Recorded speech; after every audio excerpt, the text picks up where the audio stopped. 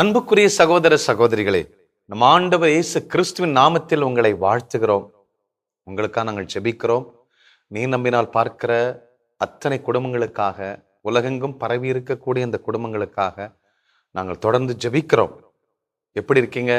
வாழ்க்கை எப்படி இருக்கிறது? உங்க குடும்பங்கள் எப்படி இருக்கிறது? பிள்ளைகள் எப்படி வளர்றாங்க? அதான் ரொம்ப முக்கியம் இல்லைங்களா? அதை குறித்து தான் நம்ம தொடர்ந்து தியானித்து கொண்டிருக்கிறோம். குடும்ப வாழ்க்கை குறித்து, திருமண வாழ்க்கை குறித்து நாம கிட்டத்தட்ட ஒரு 12 எபிசோட் நாம தியானித்திருக்கிறோம்.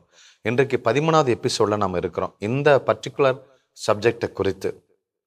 கடந்த வாரம் நான் சொன்னேன், நம்ம எல்லாம் ஏதோ ஒரு குடும்பம் பிரியாம இருக்கிறோம், டைவர்ஸ் ஆகாம இருக்கிறோம், அது போதும் அப்படிங்கிறது அல்ல. குடும்பம் ஒன்றாய் இருக்கிறோம், பிரியல, ஆனா வீட்டுக்குள்ள டைவர்ஸ் ஆன மாதிரி வாழ்ந்துட்டே இருக்கிறோம். வேதனையோட, துன்பத்தோட, வேற வழி இல்லை. குழந்தை பிறந்துருச்சு, இல்லது இந்த பொண்டாட்டி கல்யாணம் பண்ணியாச்சு, 3 வருஷம் சின்னமையா வேற ஒரு கல்யாணம் பண்ண முடியும் அப்படின்னு வேதனையோட, ஒரு பர்பஸ் இல்லாம, அதுக்கு ஒரு ஆற்றல் இல்லாம, அந்த பர்பஸை நிறைவேற்றுவதற்கு ஆற்றல் இல்லாம வாழ்ந்து கொண்டிருக்கிறோம். அப்போ நான் சொன்ன, வெறும் ஆண்டவர் இயேசு கிறிஸ்து இந்த உலகத்திற்கு வந்தது பாவங்களை மன்னித்து எப்படியாவது நரகத்துக்கு நீங்களாக்கி மோட்சத்துக்கு கொண்டு போய் சேர்க்கிறது, அது ஒரு பர்பஸ் தான், இல்லைன்னு சொல்ல, அது முழுமையான பர்பஸ் அல்ல. அன்புக்குரிய சகோதர சகோதரிகளே, 1 பேதுரு 2வது அதிகாரம் 9வது இறைவசனத்தை நான் வாசிக்கிறேன். ஆனால் நீங்கள் தேர்ந்தெடுக்கப்பட்ட வழிமரபினர், அரச குருக்களின் கூட்டத்தினர், பாருங்க, அரச குருக்களின் கூட்டத்தினர், தூய மக்களினத்தினர், அவரது உரிமை சொத்தான மக்கள், அவருடைய அடாப்டட் சில்ட்ரன். இந்த பரலோக ராஜ்யத்துல எம்பரருக்கு என்ன இருக்கோ, இயேசு கிறிஸ்துக்கு என்ன அதிகாரம் இருக்கிறதோ, என்ன ஆசீர்வாதம் இருக்கிறதோ, அது அத்தனையும் உரிமை உடைய மக்கள் நாம, அவருடைய வாரிசுகள்.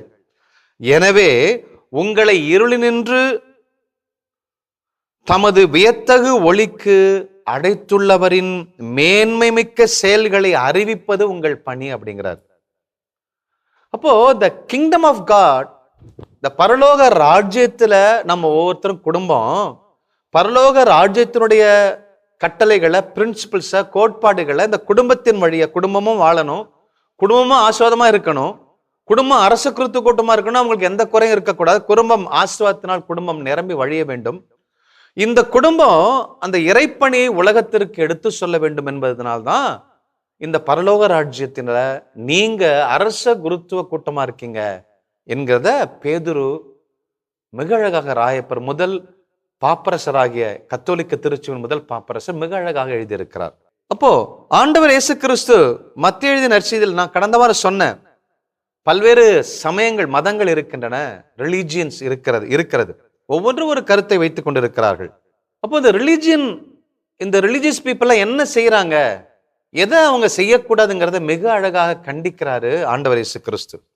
மத்திய எழுதிய நற்செய்தி 23வது அதிகாரத்துல 13-15 இறைவசனங்களை நான் வாசிக்கிறேன், கூர்மையாக கேளுங்கள். பரிசேயரை பார்த்து, சதுசேயரை பார்த்து, விவிலிய அறிஞர்களை பார்த்து, யூத ரிலிஜியனை பார்த்து, ரிலிஜியஸ் பீப்புளை பார்த்து, ஜூவிஷ் ரிலிஜியன்ஸ், அவங்க எல்லாம் யூத மதத்தை பயங்கரமா பரப்புவதற்காக பயங்கரமா உழைத்தவர்கள், கிறிஸ்துவர்களா, யூத மதத்திலிருந்து கிறிஸ்துவர்களா மாறினவர்களை எதிர்த்தவர்கள்.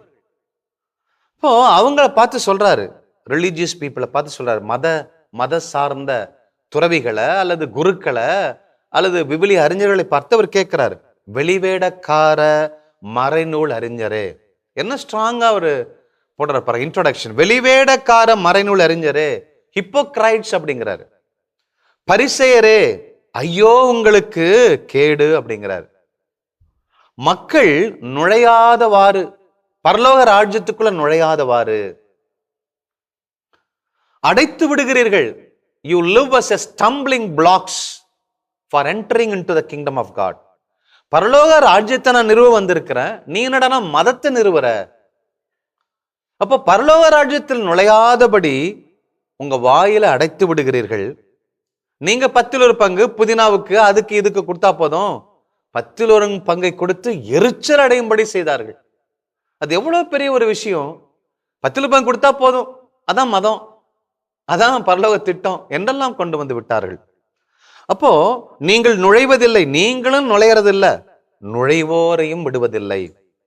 வெளிவேடக்கார மறைநூல் அறிஞரே, பரிசேயரே ஐயோ உங்களுக்கு கேடு, ஒருவரையாவது உங்கள் சமயத்தில் சேர்ப்பதற்கு நாடு என்றும் கடல் என்றும் பாராது சுற்றி அலைகிறீர்கள். அவ்வாறு சேர்த்த பின் அவரை உங்களை விட ஏதோ பரலோகத்துக்கு கொண்டு போனா பரவாயில்ல, 2 மடங்கு நரக தண்டனைக்கு ஆளாக்குகிறீர்கள் அப்படிங்கிறார். God wants to draw a line between religion and the principle of kingdom of God. பரலோக ராஜ்யத்துடைய கோட்பாடு என்ன? நாம என்ன செய்யறோம் இன்னைக்கு? ரிச்சுவல்ஸா, அதை கொண்டு வரணும், தேர் தூக்கணும், இப்படி பல விஷயமான காரியங்களை எப்படியா கொண்டு வந்து ராஜ்யத்தை அவங்களுக்குள்ள கொண்டுட்டு வந்து சேர்க்கணுங்கிறது தான் நம்முடைய கொள்கை. ஆனால் யூதர்கள், இந்த யூத மதத்தை சார்ந்தவர்கள், இவங்க பரிசேயர்கள், விவிலிய அறிஞர்கள், இவர்கள் எல்லாம் என்ன செய்தார்கள் என்று சொன்னால், their top priority is propagating the religion, Jewish religion and Christian religion rather than the message, the central message and the concept of the kingdom of God. ஆண்டவர் இயேசு கிறிஸ்து எதற்கு வந்தாரு, பிதாவுடைய திட்டம் என்ன, அவருடைய மைய கருத்துக்களை, கோட்பாடுகளை சொல்லாம, பரலோக ராஜ்யத்தின் கருத்துக்களை பத்தி சொல்லாம, என் மதத்துல வந்து சேர்ந்து இப்படி போனா உனக்கு அதை செய்யலாம், உனக்கு இந்த பாவத்துல விடுதலை, என் மதத்துல வந்து சேருன்னு சொல்லி மதத்திற்கு ஆட்களை சேர்க்கக்கூடிய மக்களா தான் வாழ்ந்தாங்களே தவிர, அவங்க பரலோக ராஜ்யத்தினுடைய தத்துவங்களை, கோட்பாடுகளை, வல்லமைகளை மக்கள்கிட்ட சொல்லல. மக்களை குற்றவாளிகளாக, கோழைகளாக மாற்றிக் கொண்டிருந்தார்கள். அன்புக்குரிய சகோதர சகோதரிகளே, அதனால்தான் ஆண்டவர் இயேசு கிறிஸ்து சொல்றாரு மக்களை பார்த்து, மத்தேயு நற்செய்தி 5:20 சொல்றாரு, மறைநூல் அறிஞர்கள், சதுசேயர்கள், இவங்களுடைய நீதி காட்டிலும் உங்கள் நீதி சிறந்ததாக இருக்க வேண்டும் அப்படிங்கிறார். அப்போ நீதி நெறி என்றால் என்ன? கடவுளுடைய பரலோக ராஜ்யத்தை அதை கடைபிடித்து அதனுடைய கொள்கைகளை வீட்டுக்குள்ள நாம கடைபிடிக்க வேண்டும் என்பதுதான் நீதி நெறி. ஏதோ ஒரு கட்டளை, 10ல் ஒரு பங்கு செய்யணும், அப்பா அம்மாவுக்கு இந்த பணத்தை கொடுத்தா சரி என்று சொல்லி ஏதோ ஒரு ஜெபம் செய்யறன்னு சொல்லி சத்தம் போட்டு ஜெபிக்கிறது, அல்லது வாழ்க்கையில சண்டையில் இந்த ஞாயிற்றுக்கிழமை இதை செய்யக்கூடாது, இறக்கப்படக்கூடாதுன்னு கட்டளைகளை, ரூல்ஸ் அண்ட் ரெகுலேஷனை வைத்து வைத்து மக்களை அடித்து கொண்டிருந்தார்கள். அவர்கள் தான் சொல்றாரு, ஏய் பரலோக ராஜ்யத்தில் நுழைய விட மாட்டேங்கிற, நீனும் நுழைய மாட்டேங்கிற, அவனையும் நுழைய விட மாட்டேங்கிற, உனக்கு ஐயோ கேடு, உன் மதத்துல சேர்க்கறதுனால என்ன பிரயோஜனம் இருக்கு? அதனால்தான் ஆண்டவர் இயேசு கிறிஸ்து இதுவரைக்கும் ஒரு கிறிஸ்துவ மதம் என்று அவர் எதையும் தொடங்கவே இல்லை. கிறிஸ்துவ மதம் என்பது ஒரு மார்க்கம், அது எல்லாருக்கும் உரிய ஒரு மார்க்கம், எல்லாருக்கும் உரிய ஒரே ஒரு மதம் என்று சொல்லலாம். ரிலிஜியன் ஒரு மதம் என்றால் என்ன செய்கிறது? யூத மதமா இருக்கலாம், மற்ற பல்வேறு மதங்கள் இருக்கின்றன. இதெல்லாம் என்ன செய்யுதுன்னா, எல்லாரும் இன்னொரு வாழ்க்கை இருக்கிறது, பரலோகம் இருக்கிறதுல நம்புறாங்க. ஒரு சிலர் நம்புறாங்க, ஒரு சிலர் நம்ப மாட்டேங்கிறாங்க. ஆனா இந்த மதம்லாம் என்ன செய்கிறது? Religion prepares man to leave earth, whereas the kingdom of God empowers man to dominate the earth. ரிலிஜியன்ல என்ன செய்யறாங்கன்னா, எப்படியாவது இந்த நிலத்தை விட்டுட்டு, மண்ணை விட்டுட்டு போயிடணுப்பா, பூமியை விட்டுட்டு அங்க போயிடணுப்பா, அதுக்குதான் வாழ்நாள் முழுவதும் ப்ரிப்பரேஷன் நடக்குது. எப்படியாவது போயிடணும், மண்ணை விட்டுட்டு பூமியை விட்டுட்டு போயிடணும் என்று அவர்கள் ப்ரிப்பேர் பண்றாங்க. ஆனா பரலோக ராஜ்யம் ஃபுல்லா படிச்சு பார்த்தீங்கன்னா, மனுஷனை வல்லமை உள்ள மனுஷனா ஆக்கி, வல்லமையுள்ள குடும்பமா மாற்றி, அந்த குடும்பத்தில் வரக்கூடிய பிள்ளைங்களை ஆண்டோடைய சாட்சிகளா மாற்றி, இந்த பூமியை டாமினேட் பண்ணணும், பிசாசை டாமினேட் பண்ணணும், பாவத்தை அவங்க மேற்கொள்ள வேண்டும், கிருபையினால பாவத்தில் அழியக்கூடாது, அப்படி ஒரு வல்லமை உள்ள கருவிகளா மாத்தணும். ஆனா நாம என்ன செய்யறோம்? ரிலிஜியன் வழியா, ஜபத்தின் வழியா, ஒரு சில விஷயங்கள் வழியா இன்னும் ஃபீபிள் ஆகி, வீக் ஆகி, எல்லா பாவத்துக்கும் பயந்து பயந்து பயந்து பயந்து பின் பக்க வழியா பரலோகத்துக்கு போகணும். அன்புக்குரிய சகோதர சகோதரிகளே, பரலோகத்துக்கு போகணுங்கிறதுக்கு எதிரி எல்லாம் அங்கதான் போகணும், அதுதான் நம்மளோட டெஸ்டினேஷன், அங்கதான் பிகினிங், அங்கதான் போகணும். நம்ம அந்நியர்கள். 1 பேதுரு 2:11 சொல்லுவாரு, நம்ம எல்லாம் அந்நியர்கள், ஃபாரினர்ஸ் அப்படிங்கிறாரு, சோஜனஸ்ங்கிறாரு. நம்ம எல்லாம் அங்க போக வேண்டிய பிள்ளைங்க, பரலோக ராஜ்யத்தினுடைய பிள்ளைங்க. ஒரு மதம் என்றால் இது என்ன செய்கிறது என்றால், எப்பொழுதுமே பரலோகத்தை ஃபோக்கஸ் பண்ணிட்டே இருக்கிறது. பரலோகம் போகணும், அங்க வானத்துல இருப்பாங்க, பரலோகம் போகணும். ஆனா பரலோக ராஜ்யம் என்ன சொல்லுகிறது என்றால், பரலோக ராஜ்யம் ஃபோக்கஸ் ஆன் எர்த், பூமியை ஃபோக்கஸ் பண்ணுது. ரிலிஜியன் என்ன செய்யுதுன்னா, எப்படியாவது இந்த மண்ணை விட்டு பொய், மாய, அந்த உலகம் பொய், மாய, எல்லாம் மாயை, பொய், எல்லாம் திருடர்கள், மொல்லமாரிகள், கெட்டுப்போச்சு, சிறு பிள்ளைகளை பலாத்காரம் பண்றாங்க, எப்படியாவது எஸ்கேப் ஆயிடணும், பூமியை விட்டு எஸ்கேப் ஆயிடணும் அப்படின்னு ரிலீஜியனும் நாமளும் டிவோட்டிஸா இருக்கிற நாமளும் பக்தியாளர்களும் அப்படிதான் நினைக்கிறோம். ஆனா பரலோக ராஜ்யம் என்ன சொல்லுகிறது? The kingdom of God impacts, empowers and create very big impact in this world through the family by empowering every person with the spirit of God. ஒவ்வொரு குடும்பத்திலும் கூட ஒவ்வொரு மனுஷனையும் பரிசுத்தாவினால் நிரப்பி பந்தகோஸ்து நாளில் இறங்கின பிற்பாடு இந்த திருச்சூர்கள் எப்படி வல்லமையுள்ள சாட்சிகளா வாழ்ந்தாங்களோ, ஈவன் தன் உயரே பரலோக ராஜ்யத்துக்காக கொடுக்கும்படி தன் வாழ்க்கையில பரலோக பிரின்சிபிள்ஸை காம்ப்ரமைஸ் பண்ணாம வாழ்ந்தாங்க. பாத்தீங்களா? அந்த வாழ்க்கையை தான் சுட்டி காட்டுற ஆண்டவர் இயேசு கிறிஸ்து. திருத்துதர்கள் பரிசுத்தாவை பெறுவதற்கு முன்னாடி காம்ப்ரமைஸ் பண்ணி வாழ்ந்தாங்க, அற்புதங்கள் நம்பி வாழ்ந்தாங்க, சாப்பாட்டை நம்பி வாழ்ந்தாங்க, பெருமை நம்பி வாழ்ந்தாங்க. பரிசுத்தாவை பெற்றிருப்பட அவங்க வாழ்க்கை அப்படியே மாறி போச்சு பாருங்களேன். The disciples lived after receiving the Holy Spirit from the heaven. They lived according to the rules and regulation principle of the kingdom of God. பரலோக ராஜ்யத்தினுடைய அத்தனை கோட்பாடுகள் அப்படியே வாழ்ந்தாங்க. அப்படி ஒரு வல்லமை உள்ளவர்களா வாழ்ந்தாங்க. பேய பிசாசை விரட்டினாங்க, நோயை சுகப்படுத்தினாங்க.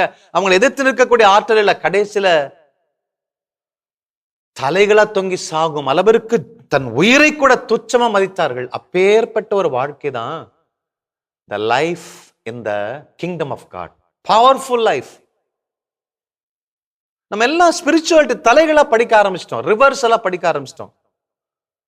எப்படியோ ஒரு வீக்கா பலவீனமான பாத்திரமா இருந்து டப்புன்னு ஓடினோம் அப்படின்னு நம்ம பண்ணிடுறோம். அன்புக்குரிய சகோதர சகோதரிகளே, அது அல்ல.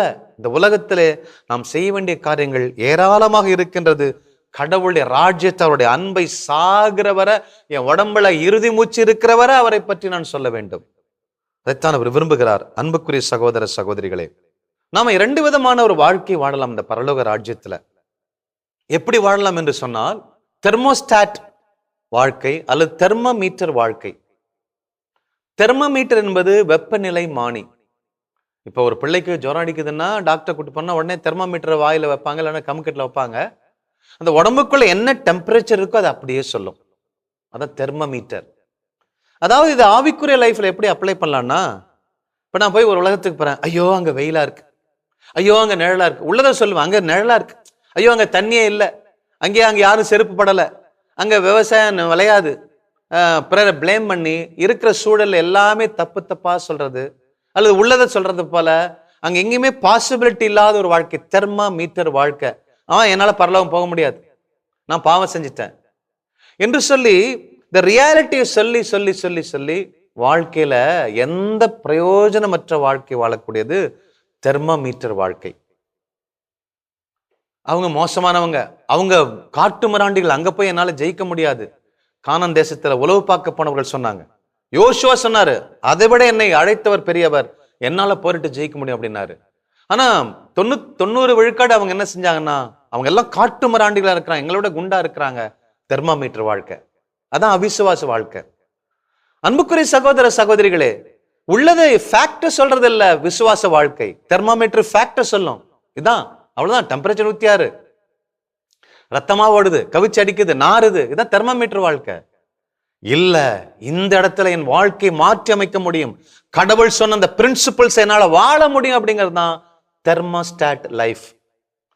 தெர்மோஸ்டாட் அப்படிங்கிறது வெப்பத்தை கண்ட்ரோல் பண்ணுகிற ஒரு மானி. ஏசியில தெர்மோஸ்டாட் இருக்கும், அதை வச்சு நம்ம ரிமோட்ல ஆப்ரேட் பண்றோம். வெளியில 27 டிகிரி டெம்பரேச்சர் இருந்தாலும் என் ரூமுக்குள்ள 16 டிகிரி டெம்பரேச்சர் வச்சேன்னா அந்த 16 டிகிரிக்காக அது கம்ப்ரஸர் ஓடும், கட் ஆஃப் ஆகும், கம்ப்ரஸர் ஓடி ரூம் முழுவதும் அந்த 16 டிகிரி டெம்பரேச்சரை மெயின்டைன் பண்ணிக்கிட்டே இருக்கும். அதான் thermostat life. It creates a culture of particular temperature inside the room. Thermostat போல வாழக்கூடிய கிறிஸ்துவர்கள் என்ன செய்வாங்கன்னா, பரலோக ராஜ்யத்தினுடைய சிட்டிசன்ஸ் என்ன செய்யறாங்கன்னா, the citizens of the kingdom of God, they create a separate culture, high culture, forgiving culture, straightforward culture, righteous culture, நீதி நேர்மை நிறைந்த ஒரு கல்ச்சரை குடும்பத்துக்குள்ள கட்டுப்பாட்டோட வளர்ப்பார்கள். எந்த உலகம் என்ன சொன்னாலும் நீதியில வாழ்வாங்க. மக்கபே தாயின்படி எத்தனை பேர் சொன்னாலும் மாண்டு மழிந்தாலும் தவறு செய்ய மாட்டாங்க. யோசிப்பை போல ஒரு பெண்ணு ஆபாசமா தன் முன்னாடி வந்து நின்னாலும் தவறு செய்யாதபடி ஓடிடுவாங்க. Thermostat life. உலகத்தானோட சேர்ந்து போக மாட்டாங்க. கடவுள் சொல்லிட்டாரு, இதான் நான் பிரின்சிபல், நான் வந்து citizens of kingdom of God, என் குடும்பம் இப்படிதான் இருக்கும். எல்லாரும் 7 மணி பூசனா 7:15 வருவாங்க, ஆனா நான் 6:45 போய் நிப்பேன். அதான் பிரின்சிபல். ஆண்டவருக்கா தயார் பண்ணுவேன், என் உள்ளத்தை ரெடி பண்ணுவேன். எல்லாரும் கண்ணாமண்ணு போய் நற்கண்ணு வாங்க, நான் அப்படி இல்ல, ஆண்டவரோட வாழ்கிற பிள்ளைங்க. அதான் தெர்மோஸ்டாட் லைஃப். அன்புக்குரிய சகோதர சகோதரிகளே, இந்த உலகம் என்ன கற்றுக் கொடுக்கிறது என்ற ரிலிஜியனோ அல்லது பக்தி மார்க்கத்தில் வாழக்கூடியவங்க என்ன செய்யறாங்க, எப்படியாவது பரலோகம் போகணும் அப்படிங்கிறாங்க. இல்ல, பரலோகத்தை வீட்டுக்கு கொண்டு வரணும், இந்த உலகத்துல வல்லமையோடு வாழணும். ஆண்டவர் சொல்லியிருக்காரு, மத்தேயு நற்செய்தி 5வது அதிகாரம் 13 முதல் 16 வாசிக்கிறோம் இல்லைங்களா? மத்தேயு எழுதிய நற்செய்தி 5வது அதிகாரம் 13. நீங்கள் மண்ணுலகிற்கு உப்பாய் இருக்கிறீர்கள், உப்பு ஓர்பற்று போனால் எதை கொண்டு அதை நான் ஓர்ப்புள்ளதாக்க முடியும்? பரலோக ராஜ்யத்தினுடைய சிட்டிசன்ஸ் நீங்க பயந்தாங்குடிகளா வீட்டுக்குள்ள இருந்துகிட்டு தப்பு தண்டா பண்ணிக்கிட்டு பாவத்தையே வாழ்நாள் முழுவதும் செஞ்சுக்கிட்டு இருந்தா அது எப்படி ஓர்ப்புள்ளதாக்க முடியும்? அப்போ தெர்மோஸ்டாட் லைஃப் என்று சொன்னால், உலகம் எவ்வளவு மோசமா இருந்தாலும் நான் இறைவார்த்தையின் படிதான் வாழ்வேன். என் அரசர் இயேசு கிறிஸ்து சொல்லிட்டாரு, அவருக்கு மீறி எனக்கு எந்த சுயமும் நான் எதையும் திங்க் பண்ண மாட்டேன். எனக்கு ஆசை கிடையாது, அவர் ஆசை தான் என்னுடைய ஆசை, அவருடைய சித்தம் தான் என்னுடைய சித்தம். நான் ஒப்பா இருப்பேன். நான் அதை வெளியில் கொட்டப்பட்டு மனிதரால் மிதிப்படும் அளவுக்கு நான் போக மாட்டேன். புளிப்பு மாவு இருக்கு, அதுல கொஞ்சோண்டு உப்பு பட்டா போதும், ஃபுல்லா புளிப்பேறிடும். என்னை போன்ற ஒரு குடும்பம் ஒரு ஊர்ல இருந்தா போதும், ஆண்டவருடைய நீதி நியாயங்களை நிலைநாட்டிடுவேன். எந்த எதிர்ப்பு வந்தாலும் செய்வேன், வைரக்கத்தோட வாழுவேன். பட்டினி கிடந்தாலும் நான் தப்பு செய்ய மாட்டேன். திருடன் நல்லா இருக்கிறான், ஆனாலும் நான் திருட மாட்டேன். அநீதி செய்யறவன் வாழ்க்கையில் நல்லா இருக்கிற மாதிரி தெரியும், நான் அநீதி செய்ய மாட்டேன். பெரும்பாடுள்ள ஸ்திரீ யாருமே தொடக்கூடாது, ஆண்டவர் இயேசுக்கு தொட்டா சுகமாயிட்டா. அதுதாங்க பரலோக ராஜ்யத்தினுடைய ஆசீர்வாதம். High culture. தொடக்கூடாது, தீண்டப்படக்கூடாது, இப்படி கீழ் ஜாதி மேல் ஜாதி. ஆண்டவர் இயேசு கிறிஸ்து ராஜ்யத்துல எல்லாரும் ஒரே ஜாதிங்க. அன்புக்குரிய சகோதர சகோதரிகளே, அதான் சொல்றாரு, நீங்க மலை மீது உள்ள பட்டணமா இருக்கணுமே, விளக்கை ஏத்தி எவனாவது மரக்காலுக்கு மேல வைக்காம மரக்காலுக்கு கீழே வைப்பானா? நீங்க பரலோக ராஜ்யத்தினோட கனெக்ட் பண்ணப்பட்டிருக்கிற அவருடைய அடாப்டட் சில்ட்ரன். அப்ப நீங்க மரக்காலு கீழே இருந்து பதுங்கி பதுங்கி பதுங்கி பாவத்தை செய்யறதும் பாவம் மன்னிப்பு வாங்குறதும் பேக் டோர்ல பரலோகம் வர்றதும். அன்புக்குரிய சகோதர சகோதரிகளே, நீங்களும் யாரையும் பரலோகத்துக்கு பரலோக ராஜ்யத்துக்குள்ள கொண்டு வர மாட்டீங்க, உங்க வீட்லயும் பரலோக ராஜ்யம் வராது. அப்ப விண்ணுலகில் இருக்கிற எங்கள் தந்தையே, உமது பெயர் தூயதென பெற்ற பிறகு உமது ஆட்சி வருகன்னு சொல்லி ஜெபித்து என்ன பிரயோஜனம்? அன்புக்குரிய சகோதர சகோதரிகளே, பரலோக ராஜ்யம் உங்க வீட்டுக்குள்ள வருகிறது என்று சொன்னால் என்ன தெரியுங்களா? உங்க குடும்பத்துல ஒருத்தனும் நோயால் சாக மாட்டான், உங்க குடும்பத்துல ஒருத்தனுக்கு அமைதி குறைவு இல்லை, உங்க குடும்பத்துல ஒருத்தனுக்கு சந்தோஷம் குறைவில்லை. அங்கே காதல் லீலைகள் இருக்காது, சாவு இருக்காது, மரணம் இருக்காது, ஓலம் இருக்காது, ஆபத்து விபத்து அகால மரணம் இருக்காது, பிசாசு அங்க இருக்க முடியாது, மருத்துவமனைக்கு போக மாட்டீங்க, சந்தோஷமா வாழ்வீங்க. பிள்ளை பரப்பு இருக்கும், உங்க பிள்ளைங்க அறிவு ஜீவிகளா வாழ்வாங்க, தீர்க்கதரிசிகளா வாழ்வாங்க. அப்போ தெர்மோமீட்டரா வாழ போறோமா, தெர்மோஸ்டாட்டா வாழ போறோமா? உப்பாய் ஒளியாய் இருக்க போறோமா, மங்கிய திரியா வாழ்ந்து எப்படியாவது பரலோகம் போணுமா? இந்த உலகத்தில் பரலோக ராஜ்யத்தை கட்டி எழுப்பதான் உங்களை வைத்திருக்கிறார். உங்களுடைய முதுகெலும்பு, கடவுளுடைய முதுகெலும்பு குடும்பம். அந்த குடும்பம் என்கிற முதுகெலும்பை வச்சுதான் அந்த உலகத்துல ஆள்றாரு. அதுதான் அவர் அரசாட்சி. இந்த பவர் செய்யக்கூடிய அந்த கோல் என்று சொன்னால் குடும்பம் தான். மோசே கையில இருந்த கோல் தான் செங்கடலை 2ஆக பிளந்தது. இன்றைக்கு கடவுள் கையில இருக்கக்கூடிய அந்த அரசாட்சி கோல் குடும்பம். இந்த குடும்பம் நான் அதை செய்ய மாட்டேன்னு சொல்லி ஓடனா கடவுள் எப்படி இந்த உலகத்திலே தன்னுடைய ஆட்சியை நிறுவ முடியும்? நான் எதை கொண்டு அந்த உப்பற்று போனால், ஓர்பற்று போனால் எதை கொண்டு நான் அதற்கு சாரம் ஏற்ற முடியும் என்று கேட்கிறார். இந்த கேள்வி உங்க உள்ளத்தில் வைத்து ஜெபியுங்கள். கடவுள் உங்கள் குடும்பங்களை ஆசீர்வதிப்பாராக. ஆமென். கிறிஸ்து இயேசுவில் அன்புக்குரியவர்களே, நீங்கள் வித்தியாசமானவர்கள். அதைத்தான் நம்ம இந்த நாளிலே தியானித்தோம். நீங்கள் தேர்ந்தெடுக்கப்பட்ட வழிமரபினர், அரச குருக்களின் கூட்டத்தினர், தூய மக்களினத்தினர், அவரது உரிமை சொத்தான மக்கள். ஆகவே உங்களுடைய வாழ்க்கை எப்படி இருக்க வேண்டும் என்று சொன்னால், மற்ற மக்களை போல ஒரு வாழ்க்கை அல்ல, மாறாக நீங்கள் ஏற்கனவே இருளினின்று ஒளிக்கு கடந்து வந்திருக்கிறீர்கள். இயேசு கிறிஸ்துவினாலே ஆகவே அந்த உங்களை இருளினின்று தமது வியத்தகு ஒளிக்கு அழைத்துள்ளவரின் மேன்மை மிக்க செயல்களை அறிவிப்பது உங்களுடைய பணி, அதையே உங்கள் வாழ்வாக்குவது உங்களுடைய பணி என்று சொல்லி நாம் இந்த நாளே 1 பேதுரு 2வது அதிகாரத்தில் 9வது 20 வழியாக நாம தியானித்தோம். ஆகவே இந்த உலகம் எப்படி இருக்கு, அதனால நான் அப்படி இருக்கிறேன். ஒரு சகோதரி சொன்னாங்க, ஒரு ஆலயத்துக்குள் நுழைஞ்சோம், செருப்பை வெளியே கழட்டி போட்டு நான் உள்ள போனேன். அப்ப அந்த சகோதரி சொன்னாங்க, இந்த சர்ச்சில் இட் இஸ் அலௌடு சிஸ்டர் அப்படின்னாங்க. ஓ, அப்ப நற்கருணை இருக்கிறதுனால நம்ம செருப்பை வெளியே கழட்டிட்டு போறது இல்ல, அந்த சர்ச் அலோவ் பண்ணதா இல்லையாங்கிறதா முக்கியம் இல்லைங்க. இப்பெல்லாம் ஐடி ஃபீல்ட்ல இருக்க பிள்ளைங்களை எல்லாம் நம்ம சர்ச்சுக்கு ரெகுலரா வரணும்னு எதிர்பார்க்க கூடாது. அப்ப ஐடி ஃபீல்டுக்குன்னு தனியான ஒரு வாழ்க்கையா, இல்ல என்ஜினியரிங் கேண்டிடேட்ஸ்னா இப்படிதான் இருப்பாங்களா, இல்ல காலேஜ் ஸ்டூடெண்ட்ஸ்னா இப்படிதான் இருக்கணுமா, இல்ல ஒரு படித்து சம்பாதிக்கிற ஒரு மனைவினா இப்படிதான் வாழணும் அப்படின்னு இருக்கு இல்ல. ஒவ்வொருவரும் முதலாவதாக நாம் விண்ணரசின் பிரஜைகள், we are citizens of the kingdom of God. ஆகவே அதற்குரிய அந்த ஒரு ஸ்தானத்தில் நாம் வாழ அழைக்கப்பட்டிருக்கிறோம். அதனால தான் நான் ஃபர்ஸ்ட் சொன்னேன், நாம் வித்தியாசமானவர்கள். இந்த உலகம் அப்படி இருக்கு, அதனால நான் அப்படி இருக்கேன், என்னோட ஃப்ரெண்ட்ஸ் அப்படி இருக்காங்க, அதனால நான் அப்படி இருக்கேன் சொல்ல முடியாது. நம்ம தெர்மோமீட்டர் அல்ல, தெர்மோஸ்டாட் வாழ்க்கை. நம்ம எந்த சூழலில் இருந்தாலும் அந்த பரலோகத்தினுடைய வேல்யூஸ்ல நிற்க வேண்டியவர்கள், சூழ்நிலையை காரணம் சொல்லி வாழ வேண்டியவர்கள் அல்ல.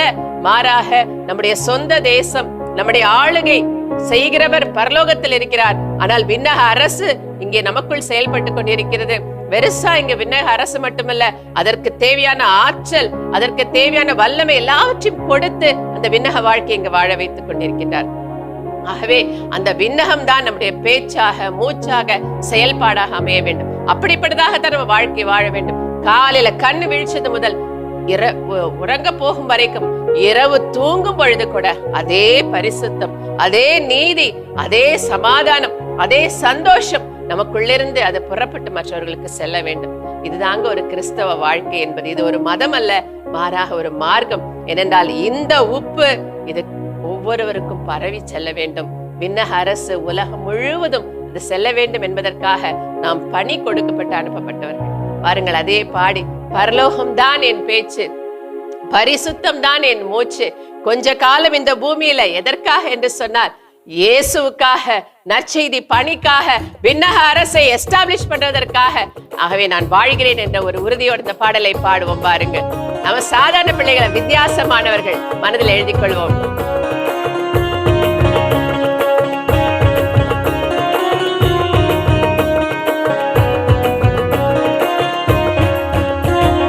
பரலோகம்தான் என் பேச்சு, பரிசுத்தம் தான் என் மூச்சு.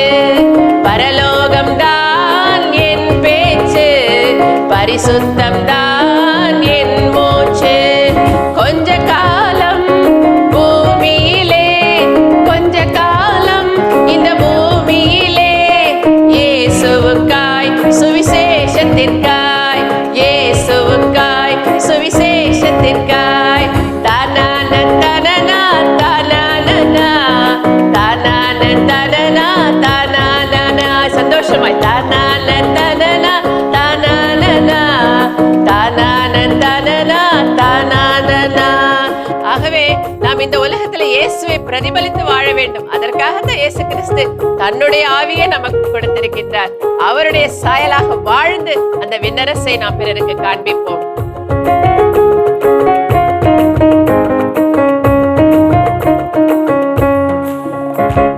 பரிசுத்த ஆவியால் ஒரு மாற்றம் அடைந்து இயேசுவை போல் வாழ்வேன். பரிசுத்த ஆவியால் ஒரு மாற்றம் அடைந்து இயேசுவை போல் வாழ்வேன். நீதியை நிலைநாட்டுவேன், இறையாட்சியை நிலைநாட்டுவேன். தானான தனனா தானானா, தானான தனனா தானானா, தானான தனனா தானானா, தானான தனனா தானானா. நம்முடைய சொந்த தேசம் பரலோகம்தான். ஆனால் அந்த பரலோகத்தின் காரியங்களை நம்ம இங்க வாழ்ந்து காட்டணும். பிறருக்கு இதுதாயா பரலோக ராஜ்யம், இப்படித்தாயா இருக்குங்கிற நம்ம வாழ்க்கையில பிரதிபலிக்கணுங்க. அதுதான் ஒரு குடும்ப வாழ்க்கை. அறிந்து பாடுவோம்.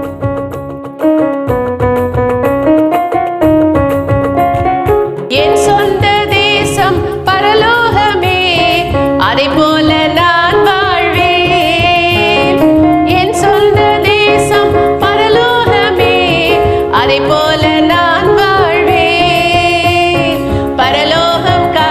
செய்வேன், பிறரை பரலோகம் காண செய்வேன்.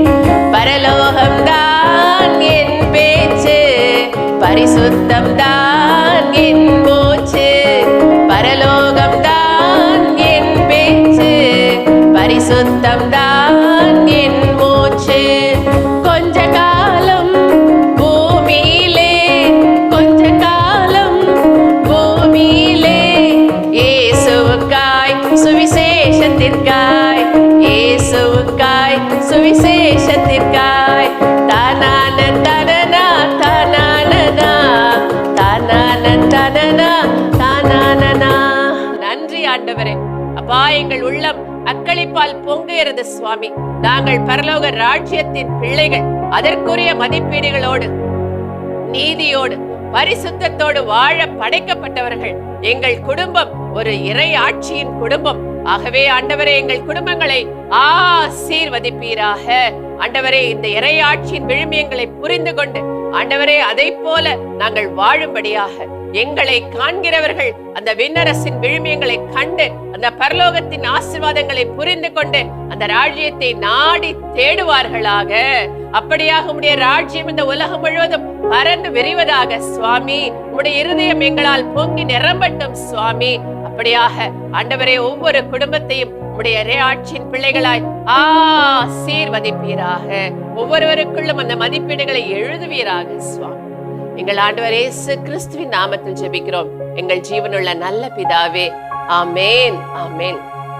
அன்புக்குரியவர்களே, ஆண்டவராக இயேசு கிறிஸ்துவின் மீது முழுமையான நம்பிக்கை கொள்வோம். நிறை வாழ்வை நாம் பெற்றுக்கொள்வோம். God bless you. இயேசுவுக்கே புகழ். மரியே வாழ்க.